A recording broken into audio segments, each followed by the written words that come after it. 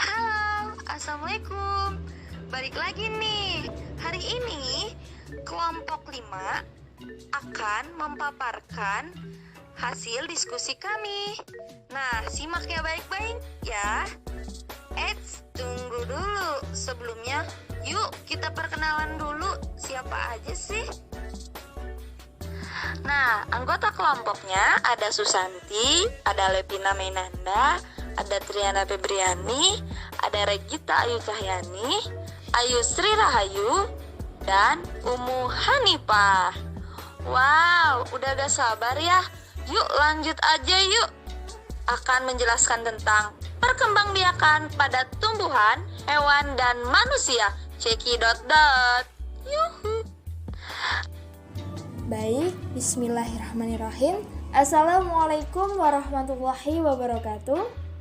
Perkenalkan, saya Lavina Menanda dengan NIM 1901893. Izin untuk menjelaskan terkait apa sih itu perkembangbiakan.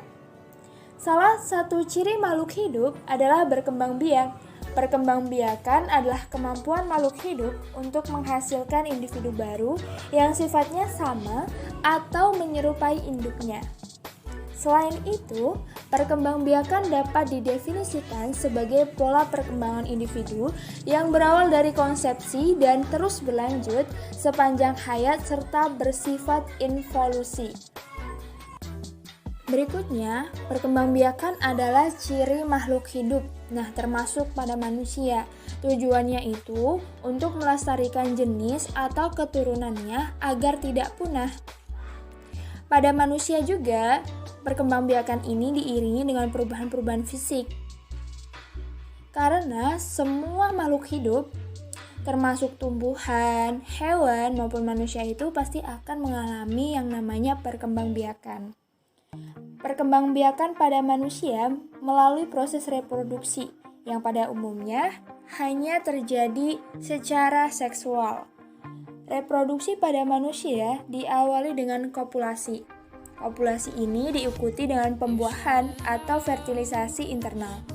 Sperma dibentuk dalam proses spermatogenesis, sedangkan ovum dibentuk dalam proses oogenesis. Spermatogenesis dan oogenesis ini merupakan proses pembentukan sel kelamin atau gamet yang disebut dengan gametogenesis. Mungkin cukup sekian yang dapat saya sampaikan. Saya kembalikan kepada moderator. Terima kasih. Selanjutnya saya akan menjelaskan tentang perkembangbiakan tumbuhan. Tumbuhan berkembang biak secara generatif dan secara vegetatif. Perkembangbiakan secara generatif didahului dengan penyerbukan. Penyerbukan merupakan peristiwa jatuhnya serbuk sari yang mengandung sel kelamin jantan, kepala putik yang mengandung sel kelamin betina. Alat-alat perkembangbiakan generatif tumbuhan terdapat pada bunga. Bentuk dan susunan bunga setiap jenis tumbuhan berbeda-beda. Menurut proses terjadinya, penyerbukan dapat dibedakan menjadi 4 jenis, yaitu yang pertama, penyerbukan sendiri, yaitu serbuk sari jatuh ke kepala putik bunga itu sendiri. Yang kedua, penyerbukan tetangga, yaitu serbuk sari jatuh ke kepala putik bunga lain, tetapi kedua bunga itu masih satu pohon. Yang ketiga, penyerbukan silang, yaitu serbuk sari jatuh ke kepala putik bunga lain yang berbeda pohon tetapi masih satu jenis. Yang keempat, penyerbukan basal, yaitu serbuk sari jatuh ke kepala putik bunga lain yang berbeda pohon dan tidak sejenis tetapi masih satu famili. Contoh penyerbukan antara cabai merah dengan cabai rawit. Selain perkembangbiakan secara generatif, tumbuhan juga berkembang biak secara vegetatif. Perkembangbiakan vegetatif pada tumbuhan dikelompokkan atau dibedakan menjadi dua, yaitu perkembangbiakan vegetatif alami dan perkembangbiakan vegetatif buatan. Yang pertama, perkembangbiakan vegetatif alami adalah perkembangbiakan secara tidak kawin yang terjadi tanpa bantuan manusia. Macam-macam perkembangbiakan vegetatif alami antara lain yang pertama, umbi batang. Tumbuhan yang berkembang biak dengan umbi batang contohnya kentang.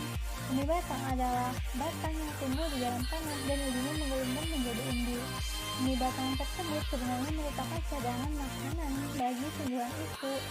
dan pada permukaan umbi batang tumbuh sisik dan puncuk membentuk mata tunas. Yang kedua, umbi lapis. Umbi lapis merupakan pelepah daun yang berlapis-lapis. Pada bagian atas umbi lapis tumbuh daun, sedangkan pada bagian bawah umbi lapis terdiri dari cakram dan akar serabut. Contoh tumbuhan yang memiliki umbi lapis antara lain bawang merah, bawang putih, bunga bakung, dan bunga tulip. Nah, perkembangbiakan umbi lapis dimulai dengan tumbuhnya siung pada tunas ketiak yang paling luas. Pada awal pertumbuhannya, siung mengambil makanan dari induknya. Jika siung itu telah berdaun dan berakar, siung itu dapat membuat makanan sendiri dengan melakukan fotosintesis. Yang ketiga, umbi akar. Nah, umbi akar adalah akar yang membesar berisi cadangan makanan. Jika umbi ini ditanam bersama dengan pangkal batang, maka akan tumbuh tunas. Tunas tersebut merupakan tumbuhan baru. Contoh tumbuhan yang berkembang biak dengan umbi akar antara lain dahlia, wortel, lobak, dan singkong. Yang keempat, akar tinggal. Akar tinggal adalah batang yang seluruhnya berada dan tumbuh menjalar di permukaan tanah. Nah, tunas tumbuhan baru tumbuh dari ketiak sisik setiap buku akar tinggal. Contoh tumbuhan yang memiliki akar tinggal antara lain kunyit, jahe, lengkuas, dan kencur. Yang kelima, geragi. Geragi atau stolon adalah batang yang tumbuh mendatar di permukaan tanah. Nah, tumbuhan baru dimulai dengan kuncup ujung yang menyentuh tanah, kemudian membelok ke atas. Pada bagian yang menyentuh tanah akan tumbuh tunas yang berakar dan berdaun. Tunas-tunas itu tumbuh menjalar dan tidak tergantung lagi pada induknya, tetapi masih tetap berhubungan. Contoh tumbuhan yang berkembang biak dengan cara geragi adalah antanan, arbei, rumput teki, dan stroberi. Yang keenam, tunas. Tunas tumbuh dari batang yang terdapat di dalam tanah. Tanah muda menjadi tumbuhan baru dan tumbuh di sekitar induknya sehingga terbentuklah rumpun. Tunas ini tidak tergantung pada induknya, walaupun induknya ditebang, tunas akan tetap tumbuh. Tumbuhan yang berkembang biak dengan tunas antara lain pisang, bambu, dan tebu. Yang ketujuh, tunas adventif. Nah, tunas adventif adalah tunas yang tumbuh tidak di ujung batang dan ketiak daun. Tunas ini tumbuh pada bagian daun dan akar. Contoh tumbuhan yang berkembang biak dengan tunas adventif adalah cucur bebek. Sebelumnya kita sudah membahas tentang perkembangbiakan vegetatif alami. Maka selanjutnya saya akan membahas tentang perkembangbiakan vegetatif buatan. Nah, perkembangbiakan vegetatif buatan adalah perkembangbiakan secara tidak kawin pada tumbuhan yang disengaja dilakukan oleh manusia atau dengan bantuan manusia. Macam-macam perkembangbiakan vegetatif buatan antara lain yang pertama mencangkok. Mencangkok adalah memperbanyak tumbuhan dengan cara memotong dahan tumbuhan induknya. Tumbuhan yang dapat dicangkok adalah tumbuhan dikotil atau biji berkeping dua, misalnya jeruk, jambu, mangga, rambutan, durian, dan sebagainya. Yang kedua, menempel atau okulasi. Okulasi atau menempel adalah menempelkan mata tunas dari dua tanaman yang sejenis, tapi berbeda sifat, misalnya mangga mana lagi dengan mangga arum manis. Pada dasarnya tujuan okulasi atau menempel sama dengan tujuan menyanten atau menyambung, yaitu menggabungkan sifat-sifat unggul dari dua tanaman sehingga diperoleh satu tanaman yang memiliki gabungan sifat unggul. Yang ketiga, menyambung atau menyanten. Nah, menyambung adalah menggabungkan batang bawah dan batang atas dua tanaman yang sejenis. Tujuan menyambung adalah menggabungkan sifat-sifat unggul dari dua tanaman sehingga diperoleh satu tanaman yang memiliki sifat-sifat unggul. Yang ketiga, stek. Nah, menyetek adalah memperbanyak tumbuhan dengan menancapkan atau menanam potongan-potongan batang tumbuhan induknya. Tumbuhan yang dapat di-stek antara lain kepala pohon, tebu, mawar, melati, dan kangkung. Yang kelima, merunduk. Merunduk adalah memperbanyak tumbuhan dengan cara merundukkan batang atau cabang ke tanah sehingga tumbuh akar. Nah, setelah akarnya banyak cabang yang berhubungan dengan tumbuhan induk dipotong. Tumbuhan yang biasa dikembangbiakan dengan cara merunduk antara lain salamanda, anyelir, apel, selada air, anggur, dan sebagainya. Nah, itulah perkembangbiakan yang terjadi secara vegetatif buatan. Dan perkembangbiakan vegetatif buatan pada tumbuhan juga memberikan beberapa keuntungan dan kerugian. Yang pertama, tumbuhan baru mempunyai sifat yang sama persis dengan sifat tumbuhan induknya. Yang kedua, cepat menghasilkan jika dibandingkan dengan ditanam dengan bijinya. Yang ketiga, tumbuhan yang diperbanyak secara vegetatif buatan tidak memiliki akar pinggang sehingga mudah tumbang. Yang keempat, perkembangbiakan vegetatif buatan menghasilkan sedikit tumbuhan baru. Yang kelima, dapat merusak tumbuhan induk. Bismillahirrahmanirrahim. Perkenalkan, nama saya Susanti dengan NIM 1901843. Di sini saya akan memaparkan materi tentang perkembangbiakan hewan. Nah, perkembangbiakan hewan dibagi menjadi dua. Apa saja? Yang pertama ada perkembangbiakan secara generatif dan perkembangbiakan secara vegetatif. Perkembangbiakan secara generatif ada 3, yaitu melahirkan, bertelur, serta bertelur dan melahirkan. Yang pertama kita bahas tentang melahirkan. Hewan yang berkembang biak dengan cara melahirkan disebut vivipar. Hewan yang berkembang biak dengan cara melahirkan ini biasanya memiliki ciri-ciri umum, seperti berdaun telinga, memiliki kelenjar susu, serta bernafas menggunakan paru-paru. Nah, hewan ini juga bisa kita sebut dengan hewan mamalia. Contoh hewan yang berkembang biak dengan cara melahirkan ini antara lain ada sapi, kuda, dan juga lumba-lumba. Yang kedua ada bertelur. Hewan yang berkembang biak dengan cara bertelur ini disebut ovipar. Ciri hewan bertelur, embrionya berkembang di dalam telur hingga menetas. Telur tersebut menetas di luar tubuh induknya. Contoh hewan yang berkembang biak dengan cara bertelur antara lain ikan, katak, burung, ayam, itik, ular kobra, serta kura-kura dan masih banyak lagi. Yang ketiga ada bertelur dan melahirkan. Hewan yang berkembang biak dengan cara bertelur melahirkan ini disebut ovovivipar. Hewan ini bertelur dan embrionya berkembang di dalam tubuh induknya hingga menetas. Setelah menetas, individu baru tersebut akan keluar dari tubuh induknya. Contohnya yaitu ada ular boa, ular piton, dan ular sanca. Nah, yang kedua ada perkembangbiakan hewan secara vegetatif. Yang pertama ada fragmentasi. Hewan yang berkembang biak dengan cara fragmentasi membentuk individu baru dari bagian potongan tubuhnya. Contoh hewan yang berkembang biak dengan cara fragmentasi adalah cacing pipih atau planaria. Yang kedua ada tunas. Tunas terbentuk dari dinding induknya yang menonjol. Setelah dewasa, tunas tersebut akan memisahkan diri dari induknya. Contoh hewan yang berkembang biak dengan cara tunas tersebut adalah hidra dan anemon laut. Sekian pemaparan dari saya, terima kasih. Untuk materi selanjutnya yaitu mengenai ciri-ciri pubertas pada laki-laki dan perempuan dengan kesehatan reproduksi. Pubertas merupakan masa transisi dari anak-anak menjadi dewasa. Pada periode ini, berbagai perubahan terjadi, baik perubahan hormonal, fisik, psikologis, maupun sosial. Masa pubertas ini disebut juga masa akil balik. Masa pubertas laki-laki dan perempuan itu tidak sama. Pada perempuan, pubertas biasanya terjadi pada usia 8-13 tahun. Sedangkan pada anak laki-laki biasanya pada usia 10-15 tahun. Baik pada laki-laki ataupun perempuan, ada 2 jenis perubahan yang terjadi pada masa pubertas, yaitu perubahan primer dan sekunder. Perubahan primer disebut juga perubahan utama yang terjadi pada tubuh. Sedangkan perubahan sekunder disebut juga perubahan fisik atau perubahan yang ciri-cirinya tampak pada tubuh. Ciri perubahan primer pada laki-laki yaitu dengan mengalami mimpi basah.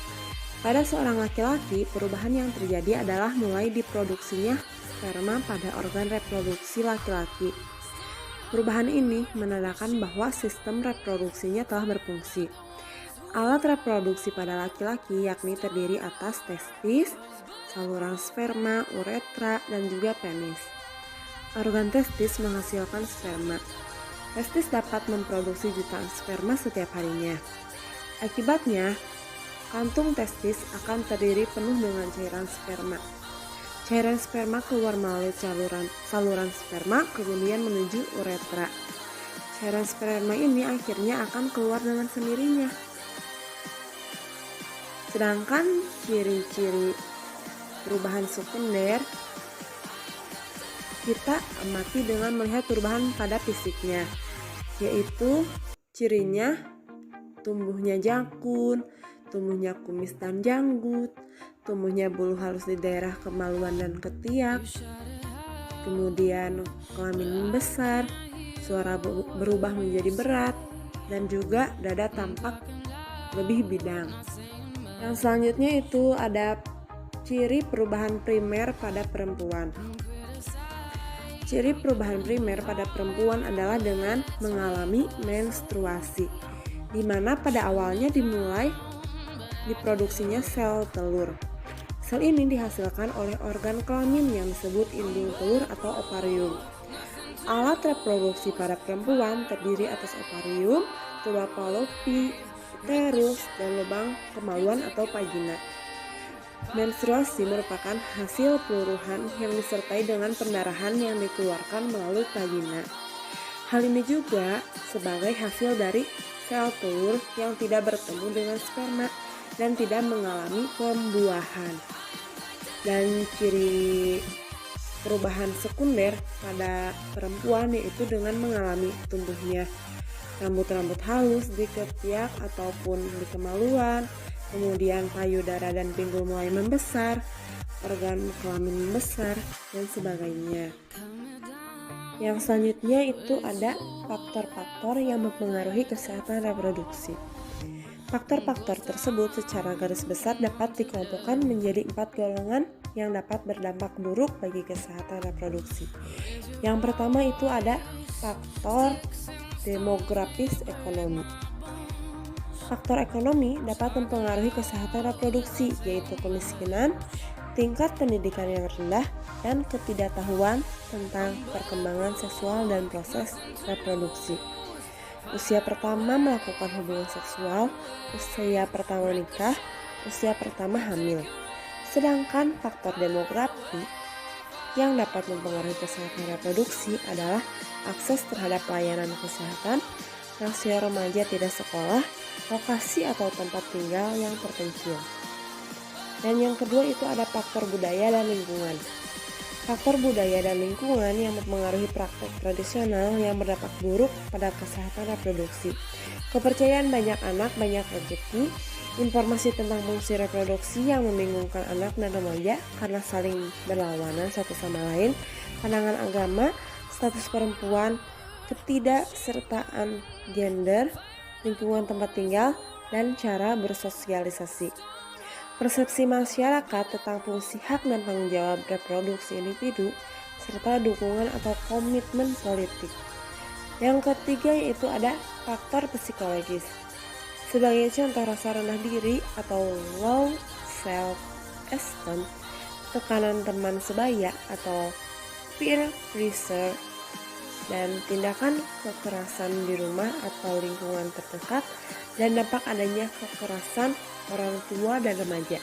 Depresi karena ketidakseimbangan hormonal, rasa tidak percaya wanita terhadap pria yang memberi kebebasan secara materi. Dan yang terakhir ada faktor biologis.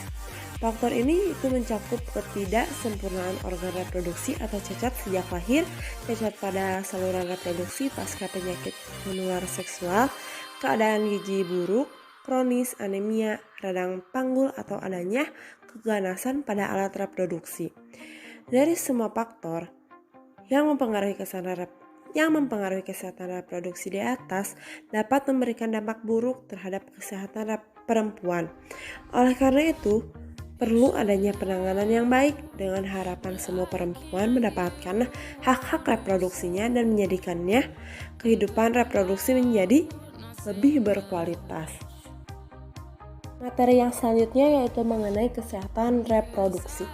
Kesehatan reproduksi adalah segala sesuatu yang menyangkut kesehatan seksual dan pendidikan seksual yang bertujuan untuk mencegah, menjaga, dan mengembalikan fungsi organ seksual dari gangguan. Yang selanjutnya itu ada pengetahuan dasar yang perlu diketahui untuk menjaga kesehatan reproduksi pada remaja. Yang pertama itu ada pengenalan terhadap sistem, proses, serta fungsi alat reproduksi. Untuk menyampaikan informasi ini, usahakan untuk menyampaikan sesuai dengan usia dan kesiapan anak. Dan yang kedua itu ada resiko penyakit. Aspek ini juga sebaiknya sudah mulai dikenalkan dan disampaikan pada remaja yang sudah beranjak dewasa. Dengan mengetahui resiko yang mungkin terjadi, remaja tentu akan lebih berhati-hati dan lebih menjaga kesehatan reproduksinya. Dan yang terakhir itu ada kekerasan seksual dan cara menghindarinya. Remaja perlu dikenalkan dengan hak-hak reproduksi yang ia miliki. Selain itu, diperlukan juga pengetahuan tentang kekerasan seksual yang mungkin terjadi, apa saja jenisnya, dan bagaimana cara mencegahnya. Sekian pemaparan materi dari saya. Terima kasih. Wassalamualaikum warahmatullahi wabarakatuh.